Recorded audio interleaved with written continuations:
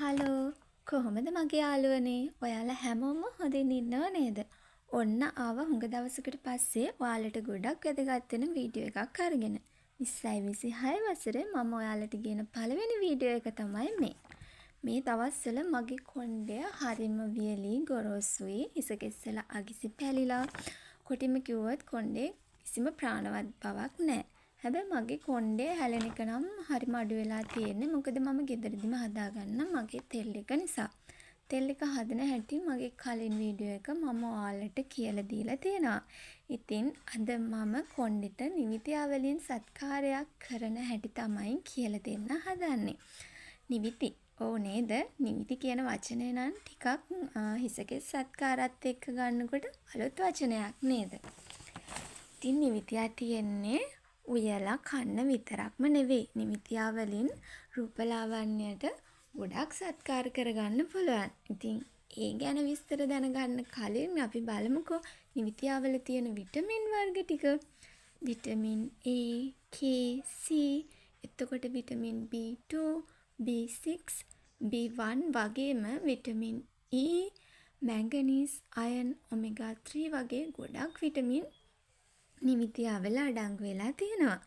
එහෙම ඇහුවනම් ඉතින් නිවිතියා හැමදාම කන්නේ හිතනවා නේද? මොකද අපි නිතරම අහලා තියෙන්නේ නිවිතියා වල යකඩ තියනවා කියලා විතරනේ. ඒ වුණාට නිවිතියා වල යකඩ වලට අමතරව තව කොච්චර විටමින් වර්ග තියනවද? දැන් ඉතින් අපි බලමුකෝ කොහොමද මේ සත්කාරය කරගන්නේ කියලා. නිවිතියා ටිකක් හොඳට සෝදලා කැබලි වලට කපලා අරගෙන ඒක බෙන්ඩරයකට වගේ දාලා හොඳට බ්ලෙන්ඩ් කරලා මේකේ යුෂ ටික තමයි අපි පෙරා ගන්න ඕනේ. ඉතින් වංගෙඩියක වගේ කොටද්දී නම් නිවිතියා හරිම අමාරුයි. මොකද නිවිතියා වල සෙවල ගතියක් තියෙනවනේ. ඒක නිසා බෙන්ඩර් එකකින් බෙන්ඩර් කරගන්නවා නම් තමයි ගොඩක්ම ලේසි. බෙන්ඩර් කරලා යුෂ ටික ගත්තට පස්සේ මෙන්න මේ වගේ තමයි තියෙන්නේ. හරියට ෂැම්පු එකක් වගේ. මේක හිසට දැම්මම හිසට පුදුම සිසිලසක් එනවා.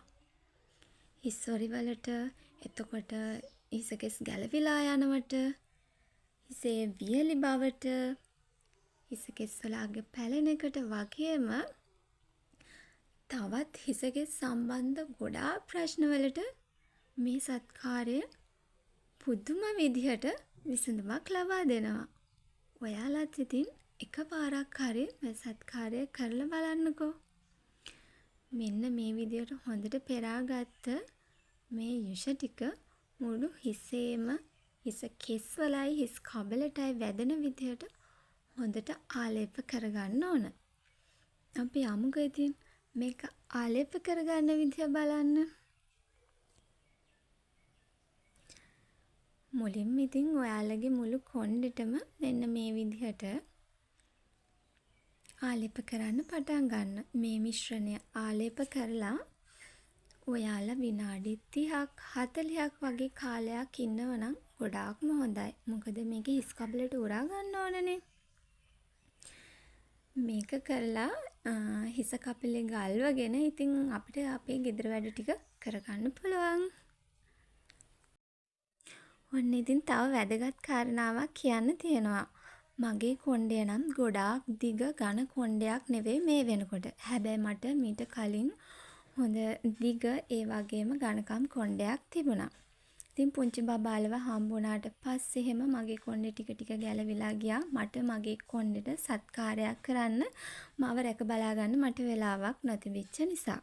ඉතින් ඔයාලා නම් ඒ වැරද්ද කරන්න එපා. මොකද Taman ගැනත් ටිකක් හරි පුංචි බබාලා ඉන්න කාලෙදි හිතන්න ඕනේ.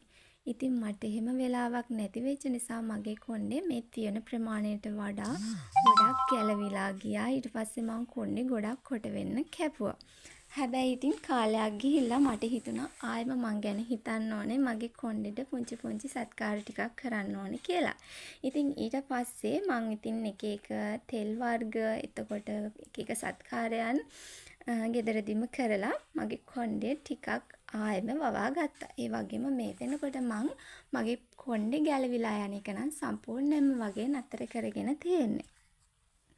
ඉතින් අපිට මොන සත්කාරය කරත් සමහර වෙලාවට අපේ චානමය විදිහට හම්බුණු හිස කෙස් තියෙනවා. ඉතින් ඒවා වෙනස් කරන්න ගොඩක් අමාරුයි.